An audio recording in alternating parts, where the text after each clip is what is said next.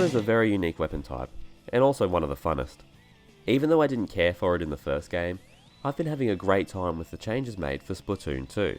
So here are some tips for utilising the unique mechanics of the weapon, some ideas on how to avoid falling victim to some of the roller's weaknesses, and most importantly, how to have fun with it. If you find this video useful, be sure to leave a like and subscribe. If you have some tips you want to share, or requests for my next guide, be sure to leave them in the comments. I'm about to explain how the roller works. If you're already familiar with the basics, just skip ahead to the 2:15 mark. So, attacking with the roller. In Splatoon 2, the roller has 3 ways of dealing damage. The first is by using it, well, like a roller.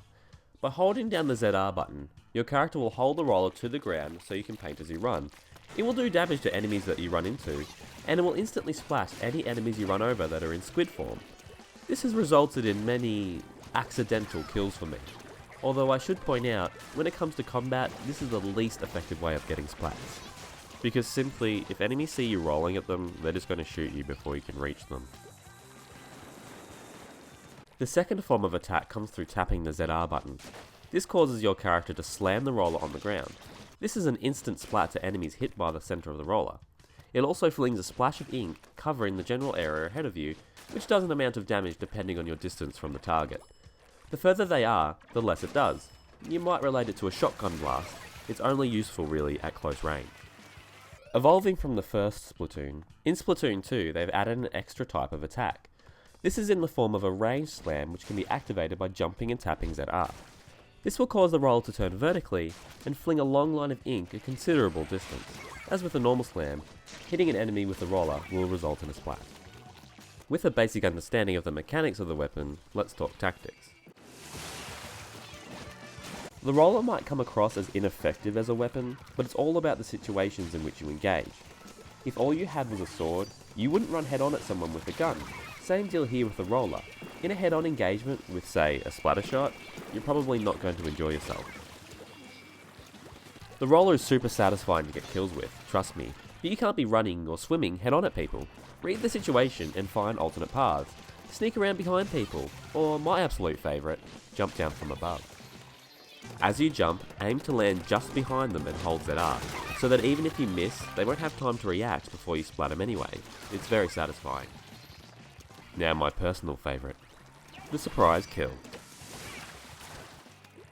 In contradiction to my tip in my last guide video on not seeking splats in turf war, there is an amazing amount of fun to be had in hiding around a corner, or even in the ink in front of them, jumping up and slamming your roller down on some chump's head.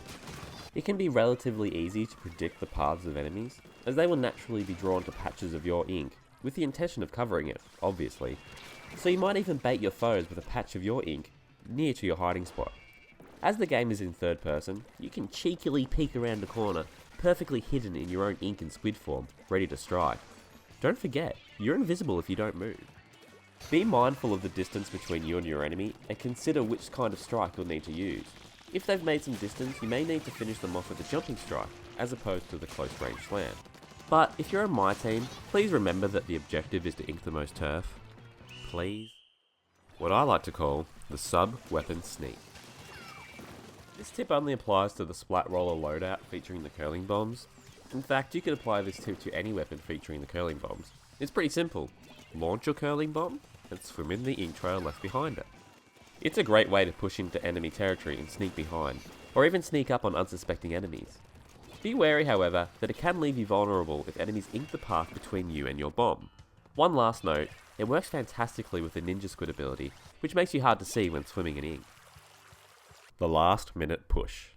This is something that applies to all weapons, and I can see this tip being a point of contention as well, or maybe something that goes without saying, but there's countless times it has won my team the game.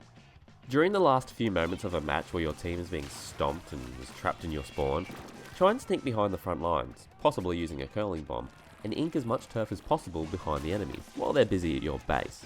Oftentimes they're so distracted with keeping you locked in that they won't notice what you're doing behind them. Even better is when one or two of your teammates jump to you. I can't imagine this working in the higher levels of play, but even when it doesn't win you the game, it turns a frustrating situation into something fun. Got any tips to share or suggestions for another video? Comment below, and thanks for watching.